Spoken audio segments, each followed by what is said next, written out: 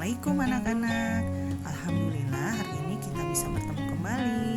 Kita akan belajar tema 6 subtema 2. Mari kita mulai pembelajaran hari ini dengan mengucapkan Bismillahirrahmanirrahim.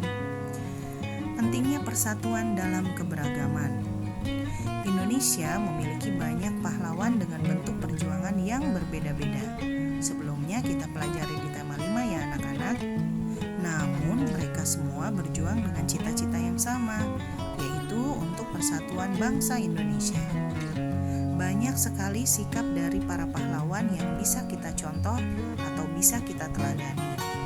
Sikap-sikap tersebut antara lain adalah pantang menyerah, bertanggung jawab, bekerja sama, berani, mandiri, perkasa, dan banyak lagi ya anak-anak.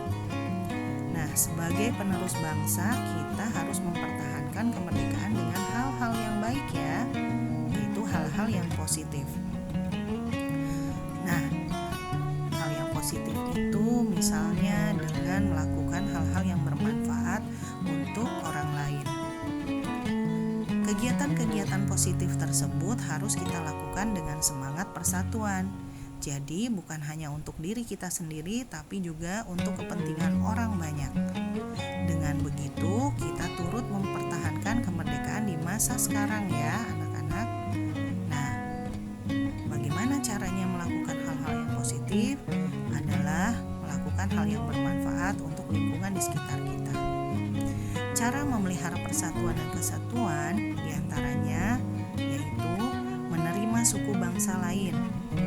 Meskipun dalam pergaulan sehari-hari kita punya kebiasaan dan adat istiadat yang berbeda-beda, tapi kita harus mau bergaul dengan siapa saja, tidak hanya dengan orang yang satu suku bangsa dengan kita saja.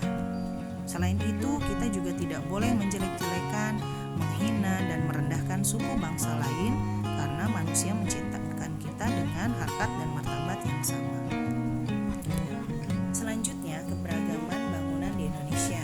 Di antaranya adalah Candi Borobudur. Candi Borobudur itu merupakan candi terbesar di Indonesia. Arsiteknya bernama Gunadarma. Dinding candi ini dipenuhi dengan pahatan sebanyak 2.672 panel relief yang ketika disusun secara berjajar panjangnya sekitar 6 km. Wah, luar biasa ya anak-anak. Candi Borobudur merupakan salah satu keajaiban dari dunia. Selanjutnya, keragaman bangunan lain adalah rumah gadang. Rumah gadang ini merupakan rumah adat dari daerah Minangkabau yang terletak di Provinsi Sumatera Barat. Rumah adat ini memiliki keunikan arsitektur dengan bentuk puncak atapnya yang runcing dan menyerupai tanduk kerbau.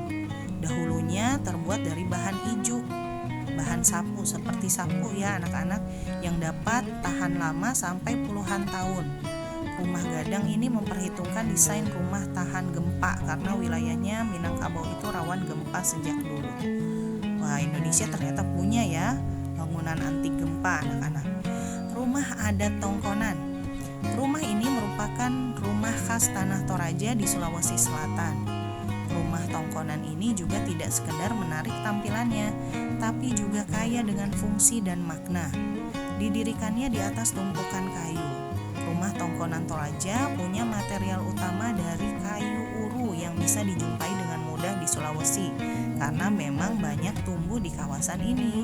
Keunikannya memang masih membuat rumah adat ini terkenal. Nah, nenek moyang kita itu merupakan arsitek yang hebat ya anak-anak. Mereka bisa membangun rumah adat sesuai dengan keadaan alam dan juga nilai-nilai budaya. Mereka menyatu dengan alam karena mereka menganggap alam itu adalah sumber daya alam mereka, sehingga mereka pelihara dan jaga. Nah, kita juga harus bisa mengembangkan kekayaan alam dan juga potensi yang ada pada diri kita ya anak-anak. Jika kita punya cita-cita menjadi pengarang, kita harus bisa merangkai kata-kata untuk menuangkan imajinasi dan pendapat kita agar orang lain dapat membaca dan merasakan hal yang sama. Begitu juga cita-cita lain. Nah, berbagai keragaman di lingkungan rumah kita, diantaranya sebagai contoh Ayah Dedi itu bersuku bangsa Aceh, ibunya sukunya Betawi. Kegemaran ayah membaca buku dan Dedi menggambar. Cita-cita Dedi sebagai arsitek. Adik punya cita-cita sebagai pengusaha. Ibu mempunyai sifat percaya diri dan adik mempunyai sikap sebagai anak yang periang. Nah, ini keragaman yang ada di lingkungan rumah kita ya. Bagaimana dengan kamu di rumah? Nah, ayah Dedi punya suku bangsa Aceh dengan bahasanya Gayo dan punya makanan tradisional yaitu mie Aceh. Ibunya Dedi mempunyai suku bangsanya Betawi, bahasanya yaitu bahasa Betawi dan punya makanan soto Betawi. Nah, manfaat dari keragaman yang ada di lingkungan rumah kita yaitu di dalam anggota keluarga itu saling menghargai dan juga saling mendukung ya anak-anak, tidak terpecah belah, saling menghormati satu sama lain dan juga saling mendukung. Itu baru satu keluarga.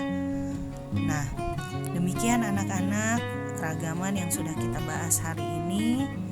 Insya Allah kita akan bertemu lagi di kesempatan berikutnya.